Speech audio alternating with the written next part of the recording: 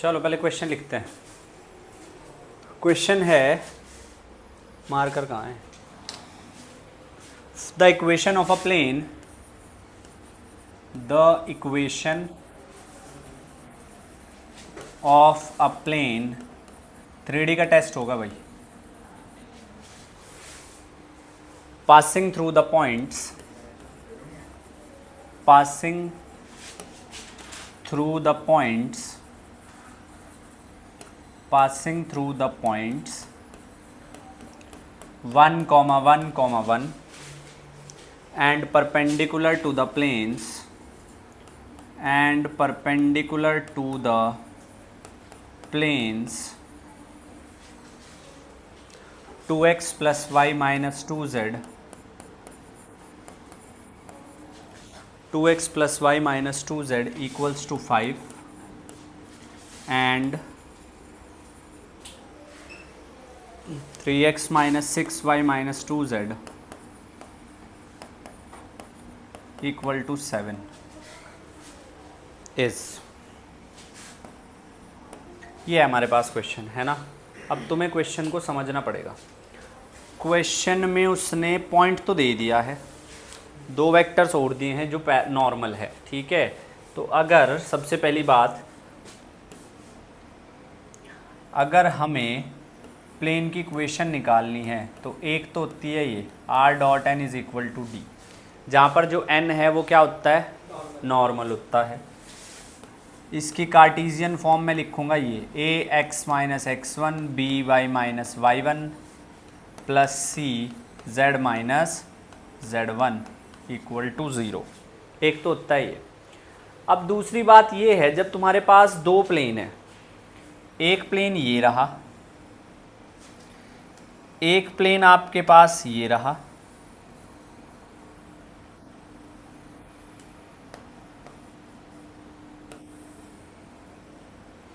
इस तरीके से।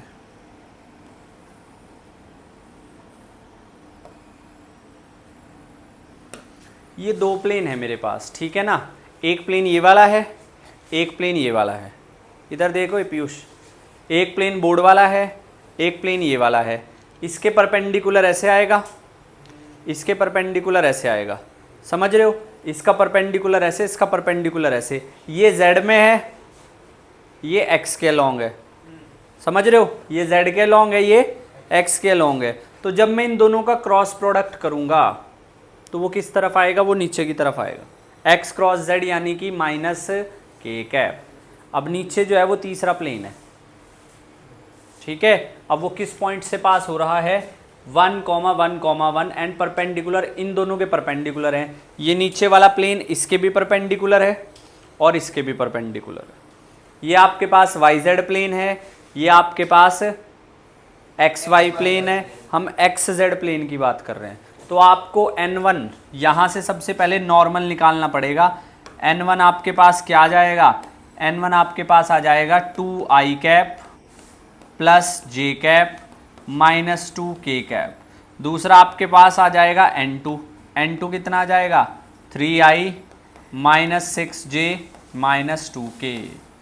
जो प्लेन की इक्वेशन होती है, इस सब को सिंप्लीफाई करने के बाद वो आती है ये ax plus b y plus c z is equal to d, ये इक्वेशन आती है। तो यहाँ से ए बी सी आप लोग एक्सट्रैक्ट कर सकते हैं, जो उसके नॉर्मल के डायरेक्शन रेशियोज होंगे।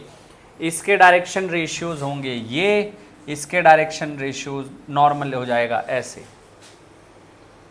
इनका जो परपेंडिकुलर आएगा वो आएगा ये, जो कि तीसरे प्लेन के परपेंडिकुलर है। तो N1 क्रॉस N2 निकालेंगे सबसे पहले। कितना आ जाएगा N1 cross N2? N1 cross N2 निकालो ज़रा, I J K एंड ये आपके पास है 2 1 माइनस 2, ये आपके पास है 3 माइनस 6 माइनस 2, ये आ गया I J K, ये आ गया आपके पास I J और K। उसके बाद यहाँ से जब आप कैलकुलेट करोगे तो कितना आ जाएगा? I कैप कितना?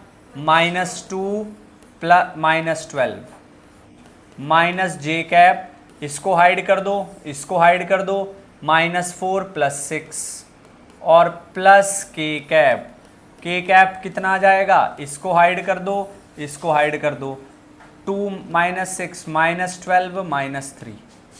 तो आपके पास जो n1 क्रॉस n2 की वैल्यू आई है वो आपके पास आ जाएगी कितनी भाई, -14 आई कैप -2 जे कैप -15 के कैप। ये आपके पास उस तीसरे प्लेन के लिए डायरेक्शन रेशियोज आ गए हैं। अब आपके पास दो चीज़ें हैं, कौन कौन सी, पहली पॉइंट है, दूसरी डायरेक्शन रेशियोज है। तो जो रिक्वायर्ड इक्वेशन आएगी वो आ जाएगी क्या, ये इसमें वैल्यू रखेंगे। तो a आपके पास आएगा -14, ये आ गया x -1, b आपके पास आएगा -2, ये आ गया y -1, c आपके पास आएगा -15, ये आएगा z -1 and that too is equal to 0। इसको आप थोड़ा सा सिंप्लीफाई करेंगे, -14x + 14 -2y + 2 -15z + 15 equal to 0। तो ये कितना आ जाएगा आपके पास, -14x -2y -15z, 14 और 2 16 और 15 + 31 इक्वल टू 0। आप at the end negative common ले सकते हैं, तो जो रिक्वायर्ड इक्वेशन आएगी वो क्या आएगी, 14x 2y 15z equal to 31। ये आपके पास इक्वेशन आई है प्लेन की, this is the equation of the plane.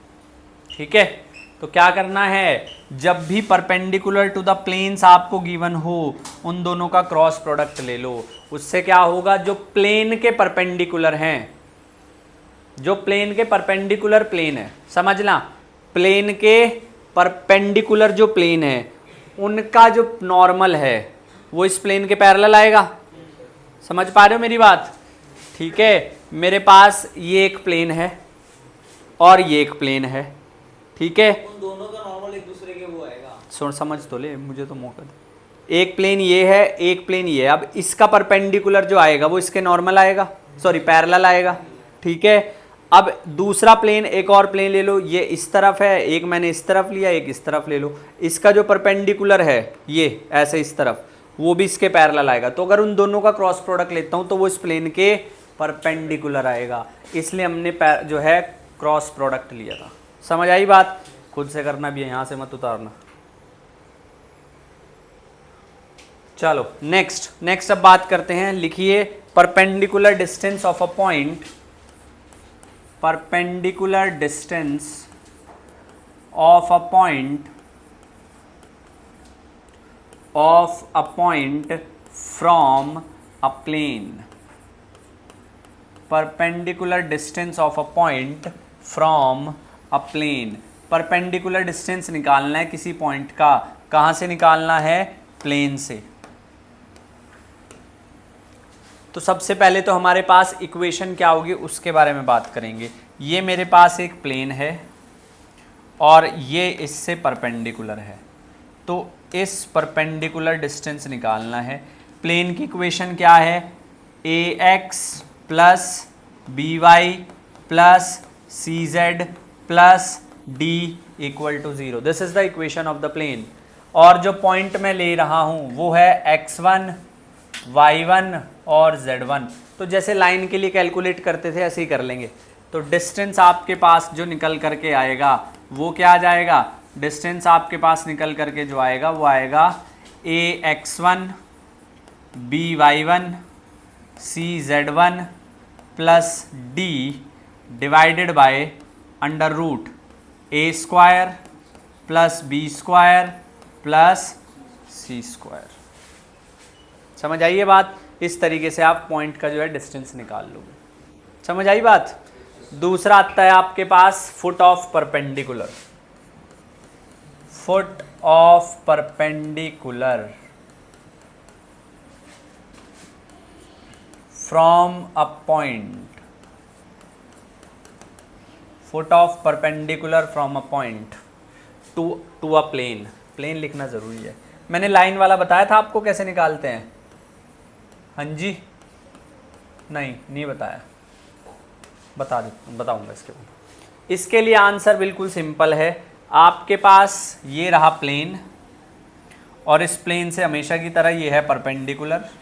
किसी पॉइंट से x1 y1 z1 और प्लेन की इक्वेशन वही है क्या, ax plus by plus cz plus d equal to 0। तो इसमें आपने ज़्यादा कुछ नहीं करना है, सिर्फ और सिर्फ x, इस लाइन की equation x minus x one upon a, y minus y one upon b, x minus x one upon a, y minus y one upon b, z minus z one upon c, इस तरीके से लिखेंगे और इस तीनों को बारी बारी से इक्वल लिख देंगे, minus of a x one b y one c z one plus d divided by a square plus b square plus c square. पहले इसको इसके इक्वल रखेंगे, वहाँ से x आ जाएगा, फिर इसको इसके इक्वल रखेंगे, वहाँ से y आ जाएगा, फिर इसको इसके इक्वल रखेंगे, वहाँ से z आ जाएगा। लिखो उसको, फिर आगे बात करते हैं।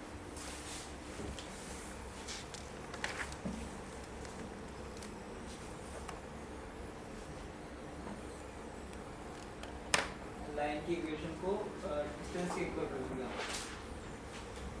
इससे क्या आएगा हमारा, इससे फुट ऑफ परपेंडिकुलर।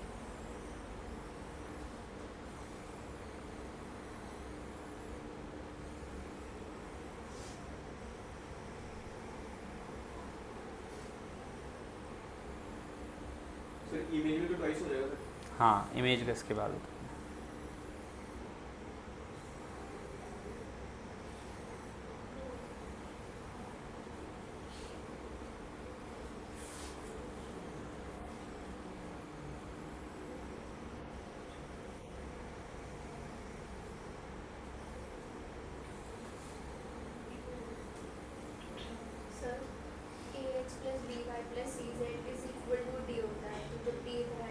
नहीं, वो तो फिर इक्वेशन पर डिपेंड करता है ना, चाहे आप इसको माइनस डी लिख लो, लेकिन फिर आपको अगर ये लिख रहे हो तो ये लिख लो, इक्वल टू डी रखोगे फिर माइनस डी लिख लेना, वैसे फॉर्म ये होती है।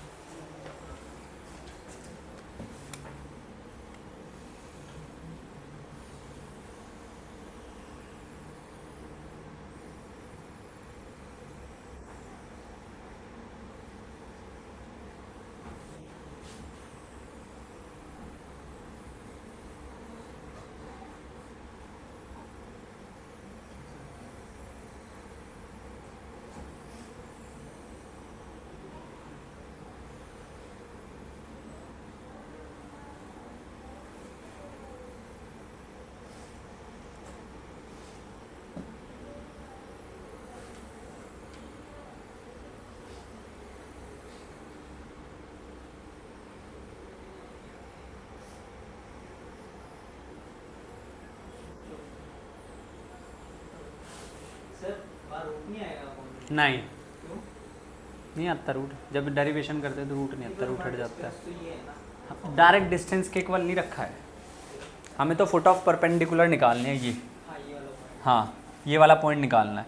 तो ये वाला पॉइंट निकालने के लिए ये जो पूरा है ये, इसकी लेंथ चाहिएगी, लेकिन लेंथ के लिए हमें क्या करना पड़ेगा, इसका स्क्वायर लेना पड़ेगा, ये डिनोमिनेटर का 2 बार अंडर रूट आएगा, मतलब स्क्वायर नहीं, 2 बार root a square plus b square plus c square, फिर रूट रूट मर्ज हो जाएंगे। ठीक है, next, image of a point in a plane. Image of a point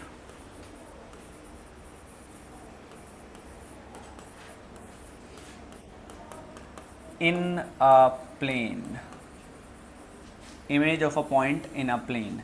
मेरे पास एक प्लेन है इस तरीके से, और ये रहा फुट ऑफ परपेंडिकुलर, और ये रहा, ये आ जाएगी इसकी इमेज, इस पॉइंट P की इमेज आ जाएगी, जो कि है x1 y1 और z1। ये फुट ऑफ परपेंडिकुलर है M, जो कि मिड पॉइंट हो जाएगा। तो ये डिस्टेंस, ये पूरा डिस्टेंस इस डिस्टेंस का क्या है, डबल है, तो बस वहाँ पे डबल लिख देंगे, x minus x one upon a, y minus y one upon b z minus z one upon c, इस तरीके से। और इसको इक्वल रखेंगे -2 a x one b y one c z one upon a square plus b square plus c square. इस तरीके से आप इमेज निकालोगे किसी भी पॉइंट की। डी और आएगा, डी नहीं लिखा मैंने, है ना, प्लस डी। अब ठीक है। दूसरे वाले में भी हाँ उसमें तो था डी, इसमें नहीं लिख पाया मैं।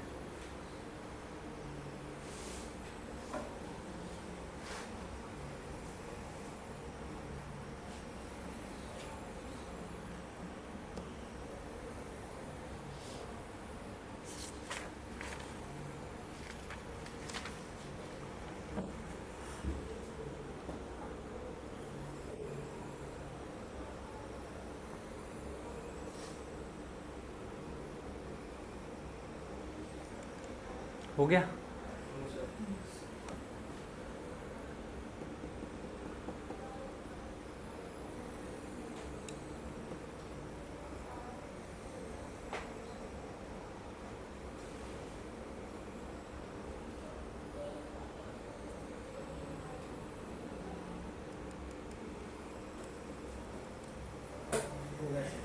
नेक्स्ट लिखेंगे फिर अब plane which is perpendicular. Question करते हैं दो।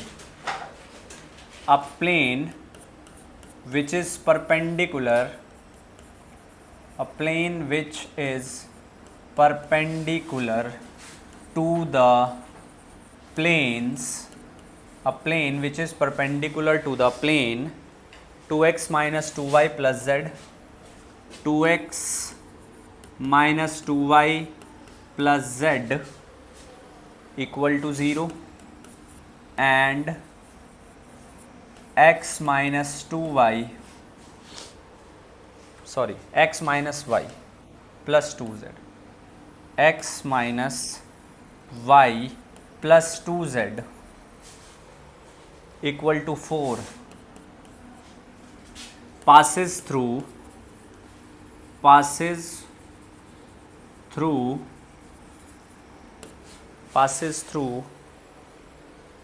1 comma minus 2 comma 1, 1 comma minus 2 comma 1. The distance of plane from point, the distance of plane from point 1 comma 2 comma 1 is 1 comma 2 comma 1 is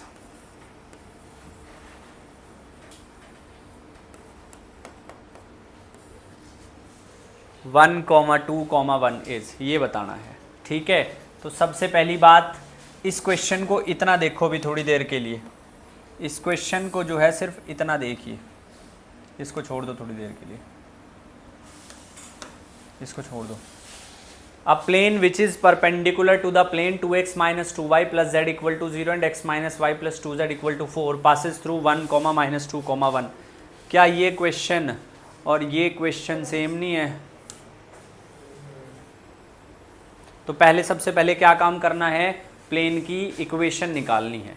सबसे पहले प्लेन की equation निकालनी है, और plane की इक्वेशन निकालने के लिए हमें पहले ये पता होना चाहिए कि प्लेन की इक्वेशन लिखते कैसे हैं। ax plus b y plus c z plus d equal to 0। तो सबसे पहले a1 b1 और c1 की वैल्यू निकाल लेंगे। a1 की वैल्यू है 1, b1 की -1, c1 की 2, 1 -1 2। फिर वैल्यू निकालेंगे a2 b2 और c2 की। a2 कितना है, मैंने उल्टा लिख दिया ना, ये है तुम्हारे पास 1 -1 और 2, और ये है 2 -2 और 1। तो सबसे पहले निकालो ज़रा d1 cross d2, -3i cap plus 3j cap. ये आएगा आपके पास d1 क्रॉस d2। हाँ, तो अब इक्वेशन निकालेंगे प्लेन की, a x minus x1 b y minus y1 plus c z minus z1 equal to 0। A कितना है -3, this is a that is b plus 0k that is c. तो x minus x1 x -1, b कितना है +3, y +2, c कितना है 0 और ये आ जाएगा z -1 इक्वल टू 0। इस क्वेश्चन के अंदर हमारे पास z नहीं है, तो प्लेन की इक्वेशन क्या आएगी -3x + 3 + 3y + 6 इक्वल टू 0। यह आ गया -3x + 3y + 9 इक्वल टू 0। अब तुम्हें जो है परपेंडिकुलर डिस्टेंस निकालना है। प्लेन की इक्वेशन वो रही और परपेंडिकुलर डिस्टेंस प्लेन से निकालने का फॉर्मूला कहाँ है, ये रहा। तो इस क्वेश्चन के अंदर वैल्यू रख दो। अब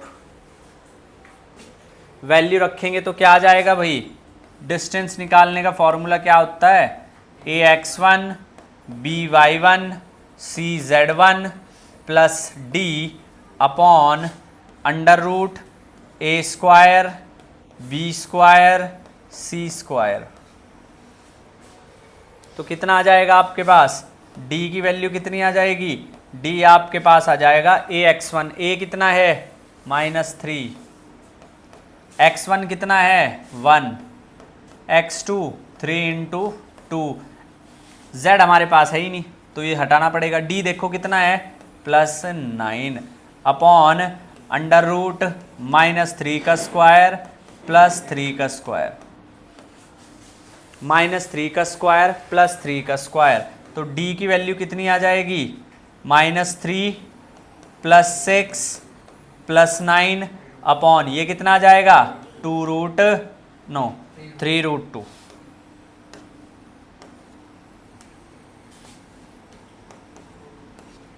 तो आपके पास डिस्टेंस आ जाएगा 15 - 3 12/3√2 यानी कि 4√2 यूनिट्स।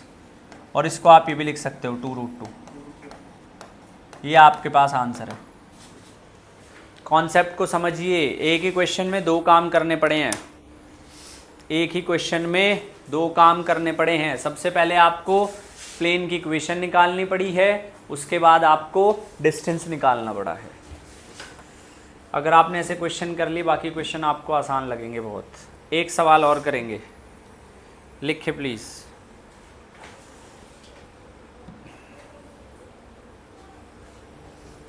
बोलूं, if the distance of point if the distance of point 1, -2, 1 from the plane क्या है x + 2y - 2z, x + 2y - 2z is equals to alpha, where alpha is greater than 0, where alpha is greater than 0 is 5। किसी point का distance किसी plane से है 5, then foot of perpendicular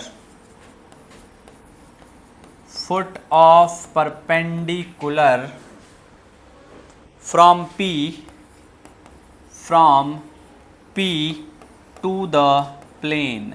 foot of perpendicular बताना है P से plane का, foot of perpendicular बताना है P से प्लेन का। किसी पॉइंट का डिस्टेंस हमें गिवन है, और ये बात जब ऐसी आपको इन्फॉर्मेशन गिवन हो ना, उसको बहुत ध्यान से देखा करो, ठीक है।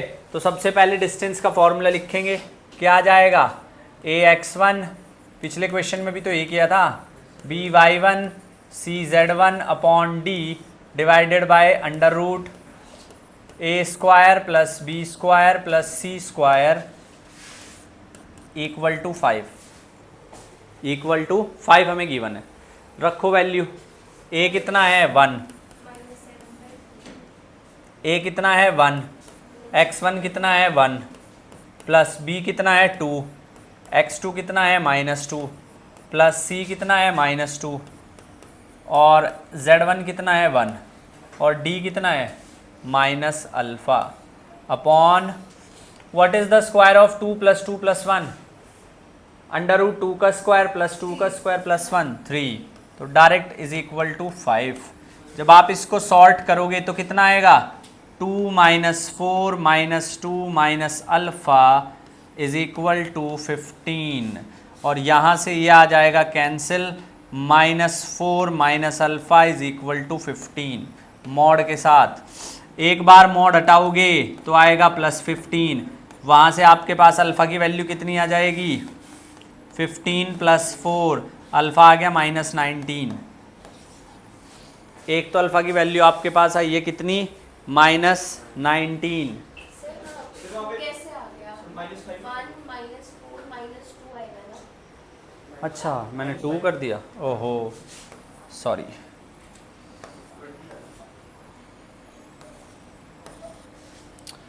यहाँ आपके पास आएगा 1, तो 4 - 6 - 5 -5 + 5, अल्फ़ा कितना आया एक तो -20, ठीक है। एक तो अल्फ़ा की वैल्यू है -20। सवाल में क्या दे रखा है अल्फ़ा ग्रेटर देन, ये नहीं हम ले सकते, तो दूसरी वैल्यू क्या आएगी -5 - alpha is equals to 15, - alpha is equals to -15, नहीं 15 रखा है ना हमने सिर्फ, तो कितना आ गया ये 15, यहाँ लिया था -15, तो ये 10 आएगा भाई, ये 10 आएगा क्योंकि यहाँ आपने जो है -15 लिया है, तो -अल्फ़ा इज़ -10, अल्फ़ा की वैल्यू 10 आई है भाई, यहाँ से आ जाएगी आपके पास अल्फ़ा की वैल्यू -20, ये हम नहीं ले सकते। अब आपके पास प्लेन की इक्वेशन बन गई है, क्या इक्वेशन प्लेन की, x + 2y - 2z - 10 = 0। Foot of perpendicular निकालना है, फुट ऑफ परपेंडिकुलर ये रहा, फुट ऑफ परपेंडिकुलर ये रहा, ये अगर पॉइंट है तो ये आ जाएगा x - x1 अपॉन a, y - y1 अपॉन b, z - z1 अपॉन c। देखो ज़रा, आपके पास foot of perpendicular from this, यहाँ से फुट ऑफ परपेंडिकुलर बताना है, तो कितना आ जाएगा x - 1 अपॉन a, यहाँ से आएगा ABC, इसको कंपेयर कर लेंगे ax + by + cz + d = यहाँ से ABC आ जाएगा, उसके बाद y + 2 अपॉन 2, उसके बाद z - 1 upon -2, that is equals to -ax1 1 × 1 1, bx2 2 × this -4 plus b नहीं ax1 + by1 + cz1 -2 × 1 -2 plus d upon 3। पहले इसको रखूँगा x - 1 इज इक्वल टू कितना -15 5, x कितना आ गया 6, x कितना आ गया -1 - 4 -3 - 3 -2 -5 -5 -10 -15। फुट ऑफ परपेंडिकुलर में तो अंडर रूट नहीं होता, तो वो 9 ही नहीं रहेगा। अच्छा हाँ वो 9 रहेगा भाई, सॉरी सॉरी सॉरी सॉरी, ये थोड़ा ध्यान रखना आप लोग भी, ये गड़बड़ होती है बहुत ज़्यादा। तो ये आ जाएगा 15/9 यानी कि 5/3, तो आपके पास x की वैल्यू आएगी 8/3।